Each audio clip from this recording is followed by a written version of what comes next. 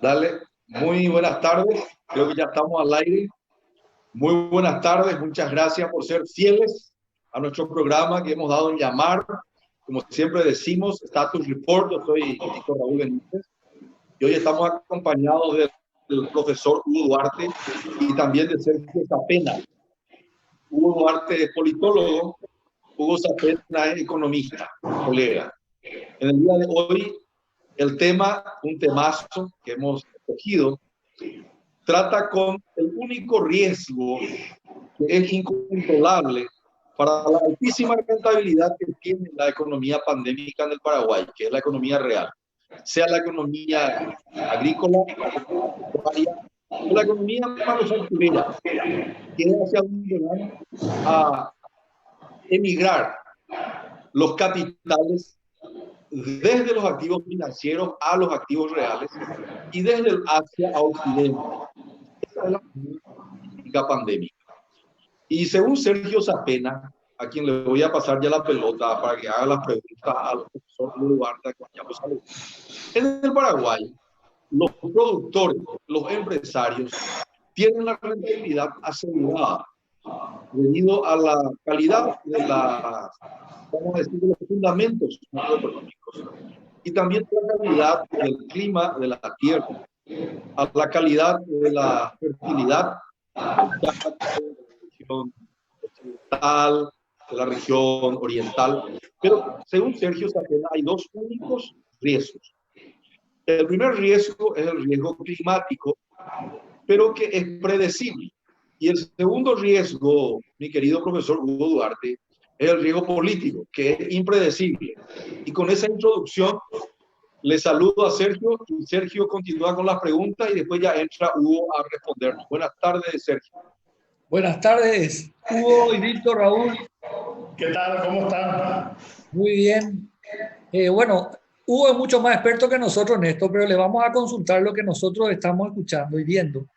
De que hay dos variables, como dijo Víctor, y en el caso de los políticos, ¿cómo podríamos controlar esa variable política que los empresarios nos dicen que es la más impredecible en los sectores donde ellos están invirtiendo, como por ejemplo la ganadería, la agricultura, las manufacturas? ¿Cómo se podría manejar más predeciblemente a esta variable de los políticos? Bueno, el tema yo enfocaría desde otro lado, ¿verdad? No se trata de manejar, sino cómo buscar mecanismos para gestionar conjuntamente esos riesgos. Ese es, me parece, el desafío que queda a partir de este momento, porque la política en realidad es una herramienta que produce consecuencias que no son ni buenas ni malas, ¿verdad? Depende mucho de qué lado del mostrador está el que se ve afectado, ¿verdad? Si alguien está de este lado y la política produjo algún tipo de decisiones en donde él va a ver, por ejemplo, va a tener mayores problemas para manejar sus costos y una serie de cuestiones, o para vender sus productos, entonces la política es mala, ¿verdad? Pero si la decisión apunta a, digamos, tranquilizar un poco todo su estructura económica de tal forma que él pueda manejar su negocio con cierta ligereza de presión, entonces la política es buena. Ese es el tema, ¿verdad? En la política nunca hay absolutos. Siempre hay un sector que tiene mayor fuerza para imponer su visión y otro sector que no tiene tanta fuerza para sostener la suya. Por eso es un arte que requiere de permanente equilibrio y negociación. El problema está cuando no sabemos negociar. Es allí donde entra en una fase previa a las grandes crisis, ¿verdad? Cuando queremos imponer, cuando queremos que la política... ¿Sí, Víctor? Sí, me encantó lo que dijiste, Hugo. El problema es cuando no sabemos negociar. Si vos estás hablando de negociación, te estoy leyendo subrepticiamente de que en la política hay un mercado. Solo en los mercados se negocia. Y no, no estoy hablando de una negociación fraudulenta, corrupta, no, al contrario. Virtuosa, de intereses, de intereses. Se supone que la política persigue el fin del bien común. Y dice el profesor Milton Friedman que en los dos sistemas hay mercados, en el sistema político y en el sistema económico. Y dicen los expertos, ya no voy a citar tantos economistas, que los mercados llegan al equilibrio, como tú acabas de decir, cuando toda la información está en el precio. ¿Vos sabías que el precio, mi querido profesor de ciencias políticas, es un mecanismo para evitar la violencia entre los hombres?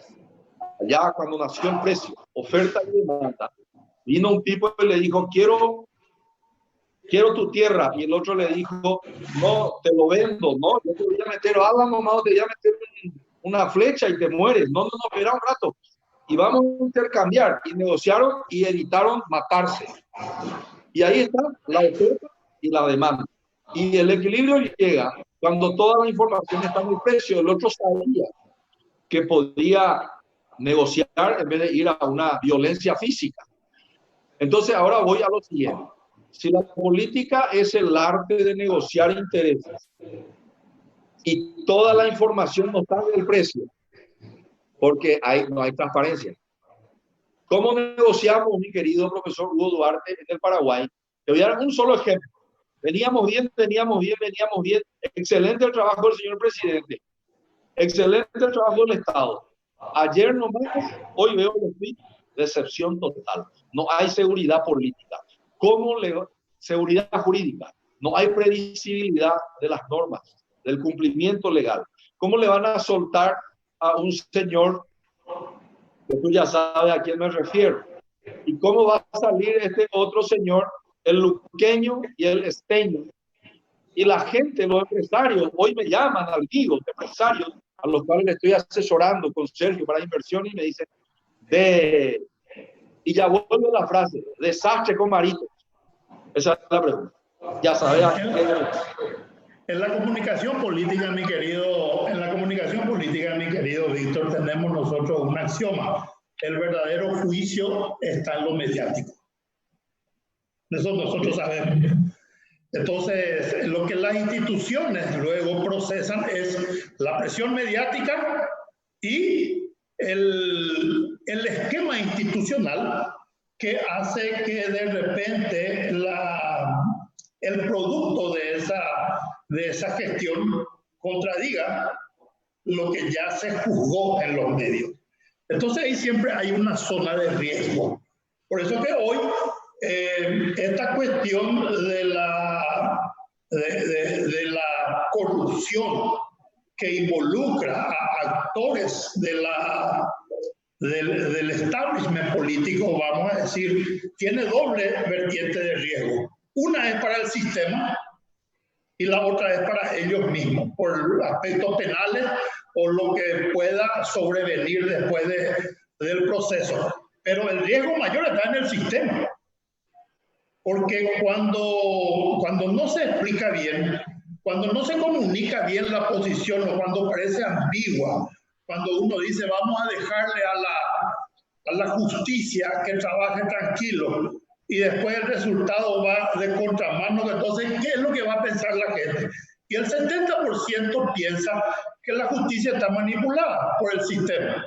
Eso es un hecho, no es que no lo estoy en este momento inventando yo.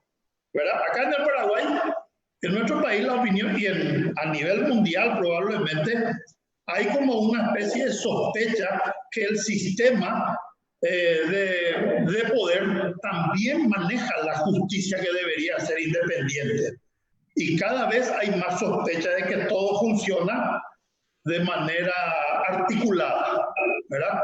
Entonces, estamos ante un proceso que ya se venía dando anteriormente, de a poco, pero con paso firme, que es un proceso de crítica hacia el sistema y de búsqueda de cambios. ¿Qué es lo que hizo la pandemia? Aceleró el proceso. Metió en quinta y llevó todo por delante. Se fueron senadores, se fueron directores que parecían intocables, todo el mundo se fue, y hoy en día la pandemia puso en entredicho el sistema, la credibilidad del sistema e incluso la gobernanza, que ya venía siendo cuestionado, pero hoy, ¿verdad? Entonces la sociedad también toma partido. Hoy tenemos una figura política que está siendo enjuiciado, o por lo menos acusado, ¿verdad? Una figura importante de la oposición, tampoco voy a dar nombres. Un sector de la población tomó una posición, el otro sector tomó otra posición. De ese lugar ya no vamos a volver. Ya está hecho. Ya es un escenario plantado. Ahí está, ¿verdad? Entonces, ¿cuál es la única solución? Y que las instituciones funcionen realmente. ¿Tenemos credibilidad en las instituciones? No. Hay un porcentaje enorme que dice que no tenemos credibilidad. ¿Comunicamos bien las gestiones del gobierno? En la pandemia tuvimos suerte. La pandemia tuvimos suerte porque a la confusión inicial se tomaron dos decisiones claves. Se eliminaron toda la multiplicidad de voces que había y se dejó la comunicación en manos de dos personas muy creíbles, Mazzoleni y el ministro del Interior. El ministro del Interior habló de la seguridad, habló de la necesidad de acatar lo que se está haciendo, y el ministro Mazzoleni hizo dos cosas. Manejó muy bien los datos, al estilo Merkel. Merkel de Alemania, nos da gusto hacer estas comparaciones, pero venía muy mal. ¿Pero qué le puso bien a Merkel? El manejo preciso y serio de los datos que tuvo. Y acá también se manejaron bien los datos. Hay como un hábito ciudadano de esperar mediodía para saber qué está pasando. La gente cree en esos datos, ¿verdad? Entonces eso es bueno. Pero, ¿qué pasó con el gobierno? El gobierno, en realidad, venía con viento a favor, venía volando tranquilamente y de repente hizo lo que nunca se debe hacer, o por lo menos ocurrió lo que no debe ocurrir. Dentro de un esquema de riesgo, provocó una crisis. Nosotros veníamos en una estrategia de riesgo. Veníamos comunicando a la gente que debían cambiar su actitud, porque su actitud anterior podía poner en riesgo su vida. Entonces, el gobierno lo hizo de una manera un poco coactiva. El Estado usó todo su poder para que la gente cambie sus hábitos y de esa forma se proteja a sí mismo, ¿verdad? Ahí pusimos en tensión tres valores muy importantes. El Estado puso en tensión tres valores muy importantes: la vida, la economía y la democracia. Esos tres valores entraron en tensión. ¿Qué es lo que vale más? La vida, la economía, la democracia, en fin. Y hasta ahora estamos en esa tensión. Lo que quiero concluir para ir a tu pregunta y tratar de responder es que todo lo que haga el gobierno hoy en día va a estar condicionado por este fenómeno. Lo que haga con la economía va a estar condicionado por la forma como preparó a las fuerzas económicas para adaptarse, a la forma como comunicó cuál es su pensamiento. Eso es lo que va a definir, porque lo que va a definir, y yo no quiero hablar de post-pandemia, me van a disculpar, pero yo no creo que salgamos de la pandemia en un largo tiempo. Yo creo que vamos a andar en la pandemia porque todavía no tenemos vacunas, todavía no tenemos posibilidad de decir que nos hemos liberado de este problema. Vamos a vivir con permanentes brotes. Vamos a entrar y salir en fase 1, fase 2, fase 3. Ahora volvimos otra vez a la fase 3 se prolongó 2 semanas. Alemania volvió a cercar una ciudad. Uruguay está empezando a observar con preocupación el rebrote. O sea, vamos a vivir así. Entonces, ¿qué condiciona esto? ¿Cuánta credibilidad va a tener el gobierno para comunicar los pasos? Y ese inventario es muy difícil de hacer en este momento, porque todavía está manejando aquella crisis de los insumos que ya, y la crisis política encima que hace que la gente ya esté en la calle. Y entonces ahí existe el riesgo de una confrontación. Existe el riesgo de una confrontación política ahora. Riesgo, no crisis. Por eso yo quiero ser riguroso en esto. Cuando se habla de riesgo, no se habla de crisis. Ambas son cosas distintas. Nosotros estamos en una política de riesgo. Eso es lo que estamos desarrollando. La única crisis que se tuvo realmente es la crisis de los insumos, la crisis de credibilidad del gobierno, donde se cometieron errores también. Entonces, no estamos en un escenario que querríamos tener para este proceso de, digamos, lenta recuperación de una normalidad, un término que no me gusta usar porque para mí ya no tiene sentido ahora el término normalidad, porque ya no sé qué puede llegar a ser normal después de esto, ¿verdad? Entonces yo lo que creo es que estamos condicionados, venimos condicionados y mucho va a depender de eso que vos decías, cómo se hace el puente para gestionar lo que decía Sergio Zapena, gestionar con las fuerzas económicas y las fuerzas políticas de una manera tal que vuelva otra vez a funcionar la maquinaria. Ese va a ser el desafío. Sí, le quiero dejar a Sergio que haga una pregunta que me la hizo hoy. Según Sergio, mejoró mucho la calidad institucional y la transparentización y la formalización de la sociedad paraguaya en general, no solo de la sociedad política. El lavado de dinero ha disminuido y Sergio tiene un punto de vista que me gustaría que te comente y quiero escuchar un poco tu opinión. Sergio, por favor, lo que me dijiste esta mañana. Sí, gracias, Víctor. Y quería comentarle, hay gente que parece que no conoce, pero la estrategia que tenemos con Planner Capital, Hugo, es acompañar a Estados Unidos. ¿Por qué a Estados Unidos? Porque las políticas que implementa el gobierno de Estados Unidos nos sentimos cómodos nosotros. Porque nosotros hacemos parecido, políticas parecidas. En lo económico, 3 trillones de dólares es el mayor rescate en la historia el que hoy Donald Trump está implementando en Estados Unidos. El anterior de 800.000 millones de dólares que ayudábamos para reflotar los bancos en el 2008 no se fue a parar a los bancos, a las empresas, se fue a parar a inversiones en China. Se fueron a comprar activos en China, los propios norteamericanos. Entonces, ¿qué dijo ahora Trump? Estos 3.000 millones de dólares ya no se van a ir a los bancos que van a ir a invertir a China. No. Entonces, hay una política de migración de vuelta a casa de la industria norteamericana de China a los Estados Unidos, por un lado. Y por otro lado, esta incertidumbre generó que la gente invierta más en activos en dólares. Eso hizo que se aprecie la moneda norteamericana en el mundo. La similitud con Paraguay. Paraguay también aumentó los depósitos de moneda nacional en los últimos 7 años. Antes era 70% dólar, 30% guaraní. Ahora es al revés. 70 guaraní, 30 dólar. ¿Por qué? Porque el mundo está confiando en el guaraní. Por otro lado, el lavado de activos en Paraguay disminuyó. Y la disminución podría ser menor. Podría haber menos lavado de activos, pero la infraestructura que tenemos en Paraguay es el problema bancario. No podemos meter un elefante muy rápido dentro de una jaulita. Entonces, hay una cuestión de infraestructura que las autoridades que son conservadoras, tienen que ir ampliando. Pero hay mucho interés en formalizar la economía en los activos. ¿Por qué? Por eso que subieron los depósitos en el sistema financiero, se triplicaron. Plata que no estaba declarada entró en el sistema.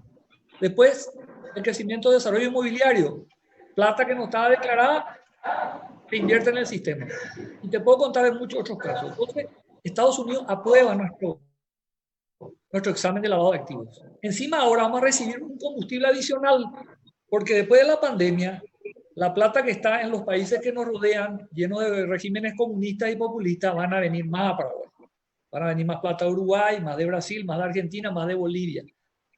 Por eso que la infraestructura del sistema financiero tiene que agrandarse rápido. Segundo, el tema del contrabando. Esa es la única cosa que creo que hay que pedirle al gobierno, que mantenga el cierre de la frontera, porque eso hizo que las góndolas de los supermercados se llenen más con productos nacionales. Y tercero, la transparencia. Entonces Estados Unidos ve bien estos tres ejes en los cuales estamos trabajando, nos parecemos a ellos en esa política. Entonces la idea es hacer que nosotros podamos canalizar ese dinero que podemos lograr en ese nuevo menú de oportunidad con Estados Unidos. Y ahí es donde la reforma política es muy importante, porque lo que necesitamos es liderazgo económico, político. Y ahí es donde todavía está faltando esa parte. ¿Cómo es, Sergio, la reforma del voto y la reforma de la redistribución de la riqueza? De la redistribución. Resulta que vos sabías, Hugo, que el 25% nada más de los colorados votan en las internas. El 35% que votan las generales no votan las internas. Y eso menos probablemente. Es inclusive menos. ¿Por qué? Creemos nosotros que porque no le gusta el candidato o porque no quiere más estar en la corrupción de las seccionales. Yo tengo otra idea. Entonces lo que nosotros dijimos con Víctor es tenemos que ir a pescar. Los políticos tienen que pescar donde hay más peces, donde nadie pesca, que es el corazón de los colorados que quieren hacer las cosas bien.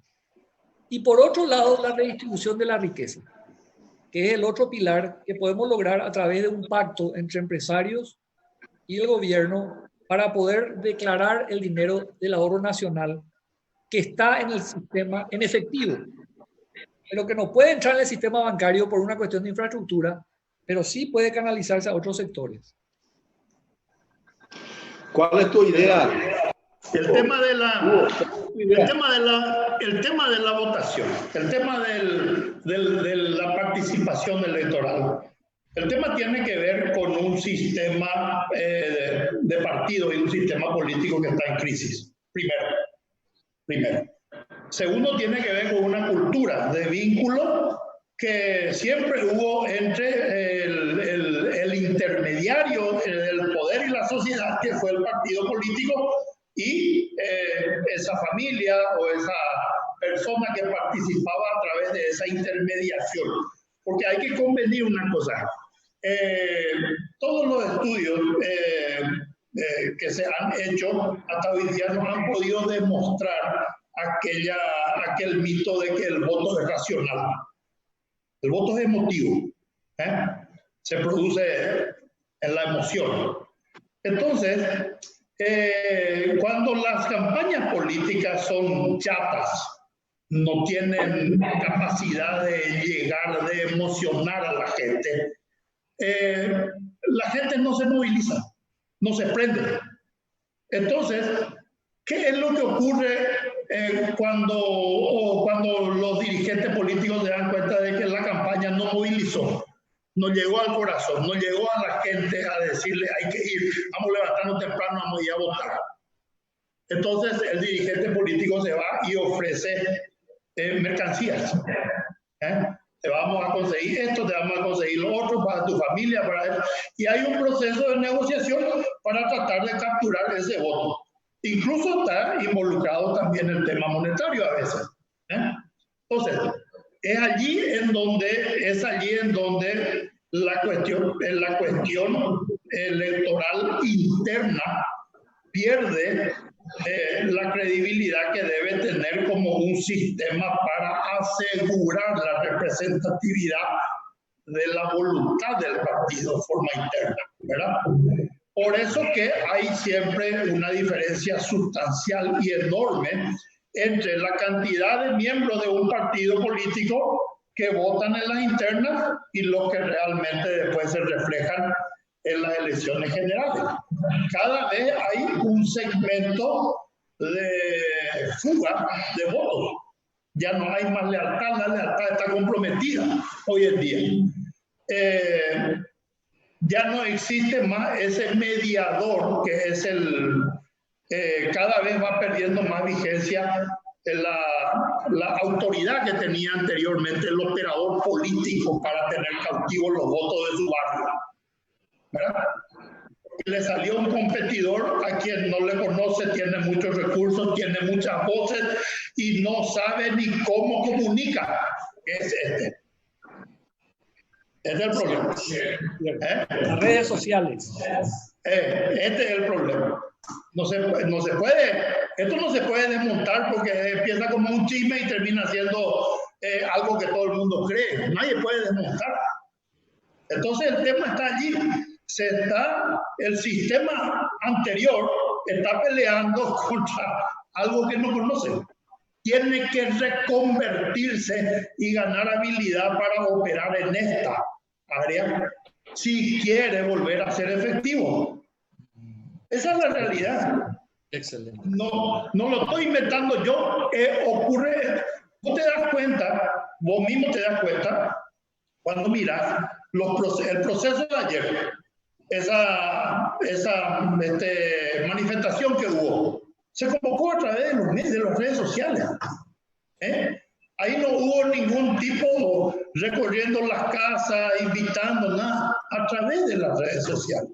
Y eso va a seguir ocurriendo y se va a seguir profundizando más todavía en esta pandemia, que el vínculo face to face va a estar mucho más restringido.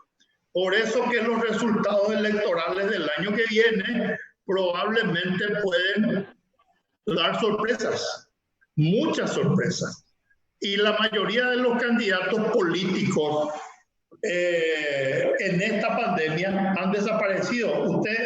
¿Ustedes vieron algún candidato que hizo algún tipo de presencia, por lo menos en las redes sociales, una organización, alguna pequeña inversión para ayudar un poco a mantener?